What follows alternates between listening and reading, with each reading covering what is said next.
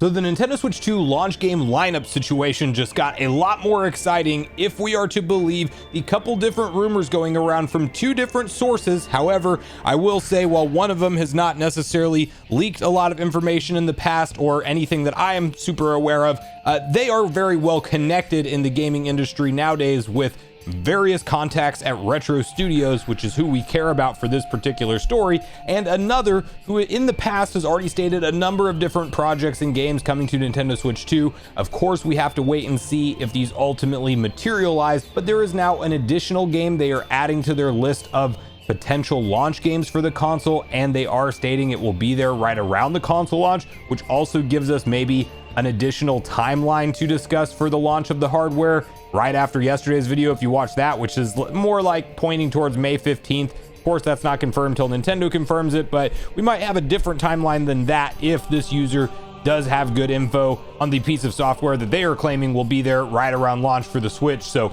we're going to unpack all of these new details. Before we do, make sure you like, subscribe, and turn on your bell notification to join Sunbro Nation if you're new here. And I want to first kick it off with the third-party pieces of software that we may see announced at something like the Nintendo Switch 2 Direct. Of course, it might be one of those situations where we only see a few third-party games actually featured at this presentation, and then because all of the embargoes and NDAs have been completed with Nintendo and their partners, we start to get separate announcements, not necessarily tied to the Nintendo Switch 2 Direct shortly thereafterwards. It could go down in a number of different ways, especially considering the level of ports from the PS4, Xbox One / Series and / PS5 generation that have all just kind of been sitting there on the sidelines, that really make a ton of business sense for Nintendo to have the software on their console, but due to the Switch's limitations from a power perspective, just haven't materialized yet. But you can first see this write-up over from Nintendo Universo, where they do have the details on what's been said about a third-party piece of software and when it will launch with the console. Rumored Dragon Ball Sparking Zero should get a version for the Switch 2. Launch would take place at the same time as the debut of Nintendo's new console, according to Ecstasis. With Nintendo Switch 2 nearing its full presentation, more rumors involving support from Nintendo's partner companies and potential games coming to the platform emerge.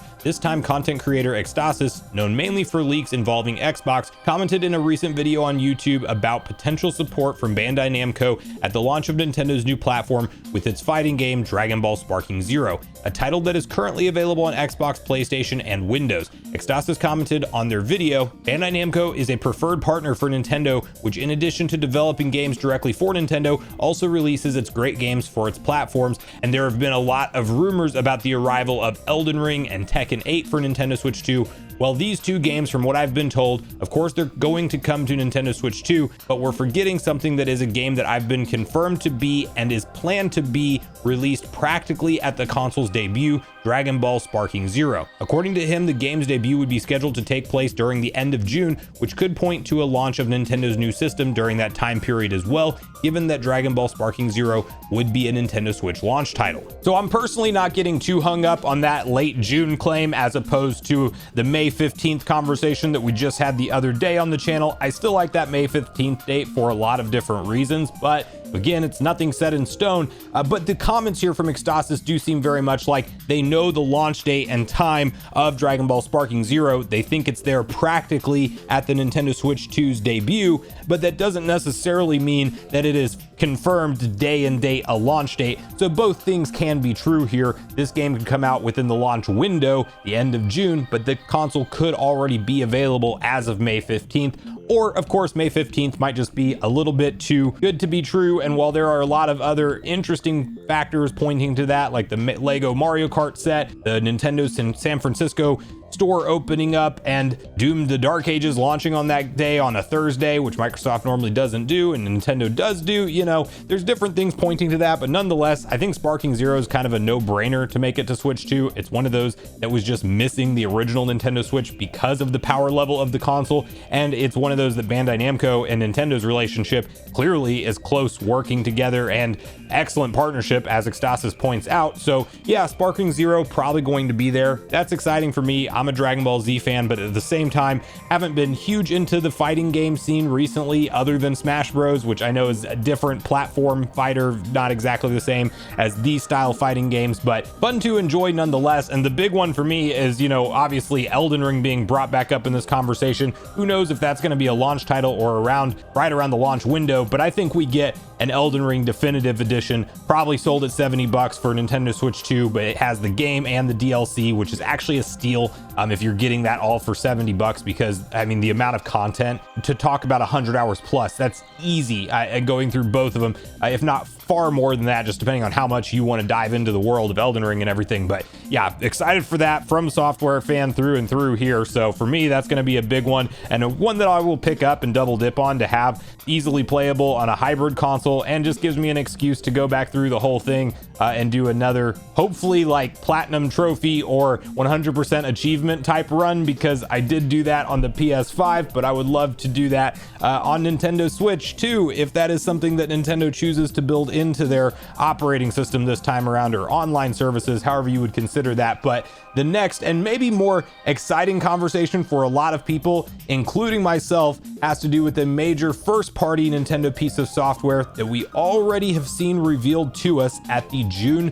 Nintendo Direct in 2024. We are talking, of course, about Metroid Prime 4 Beyond, and some brand new claims that this game will not only be at the April presentation for Nintendo Switch 2, but that Retro has been holding the cards to their chest with this game extremely closely, and we really haven't seen anything yet, which heavily implies we are going to be looking at Switch 2 exclusive footage of this game. Of course, it's still going to come out on both platforms, but there may be a distinctive difference that you immediately notice with the additional horsepower of Switch 2 and the version of Metroid Prime 4 for that game. And that it may actually blow everything else in the Direct out of the water, which is quite the claim. But you can next see this article over on My Nintendo News, which reads, rumor Metroid Prime 4 to be at Switch 2 Direct. Metroid Prime 4 had been announced in 2017, only for the game's development to be redone a few years later. It was then re-revealed last year as Metroid Prime 4 Beyond. However, the game's development being restarted is likely not the only reason why the game took so long to be shown. It's also very possible that the game will be coming to Nintendo Switch 2. Sure enough, the latest Switch 2 rumor is supporting that theory. Content creator and game developer interviewer Reese Kiwi Talks Riley has major connections to former and current Metroid Prime devs, and recently took to social media to mention that they expect Prime 4 Beyond to be at Nintendo Switch 2 Direct on April 2nd.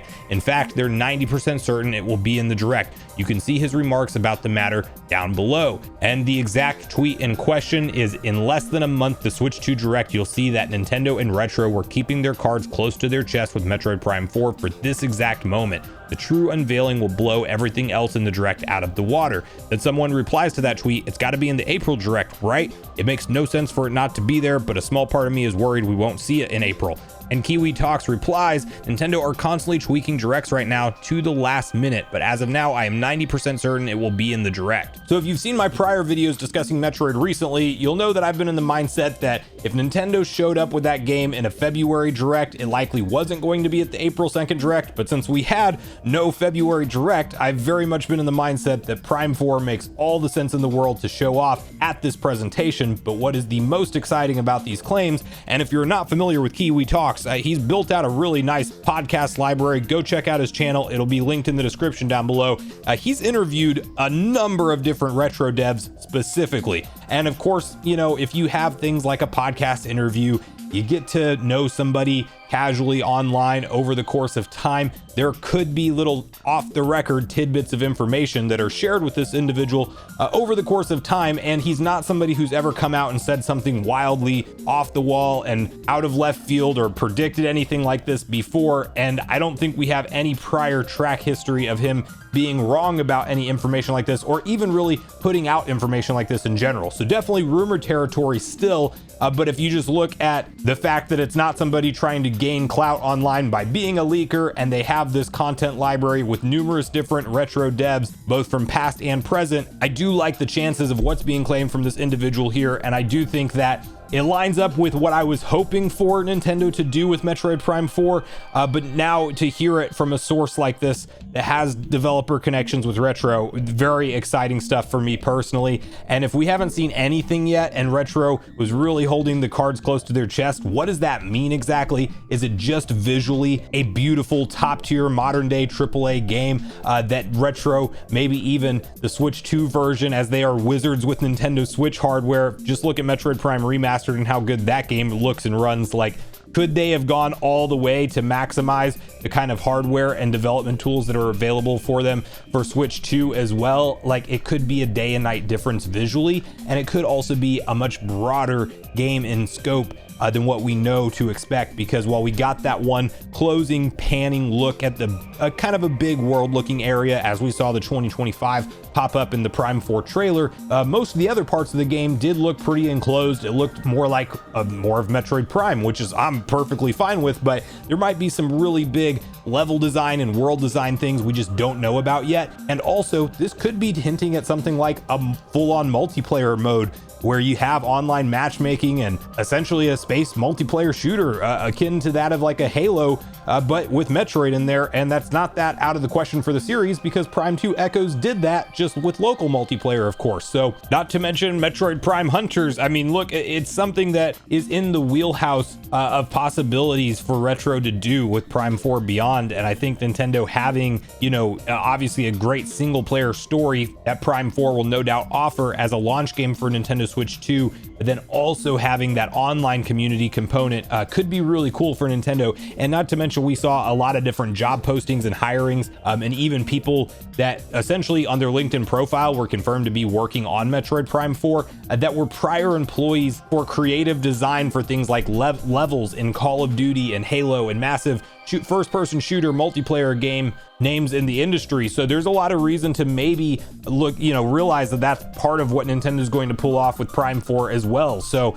I personally just couldn't be more excited for April 2nd to get here. We don't have to wait too much longer, surprisingly enough. March is already flying by us. So let me know in the comments down below what you make of the different claims in these particular stories. Are you excited for games like Sparking Zero, Elden Ring, and Tekken 8 to potentially show up soon into the Switch 2's life cycle? And what do you think about the claims that Metroid Prime 4 might blow everything else in the Direct out of the water? Of course, that part's more opinion, but do you think that there really is some big noticeable upgrade of this game running on its Switch 2 version compared to that of what we've seen of the game so far from the June Direct footage? But make sure you share all your thoughts and feelings in the comments down below before you leave, regardless if we agree or disagree. Also, make sure you like, subscribe, turn your notification bell. And with that, I've been Sunbro, you've been Nation. Thanks so much for watching, and I'll see you guys in the next video.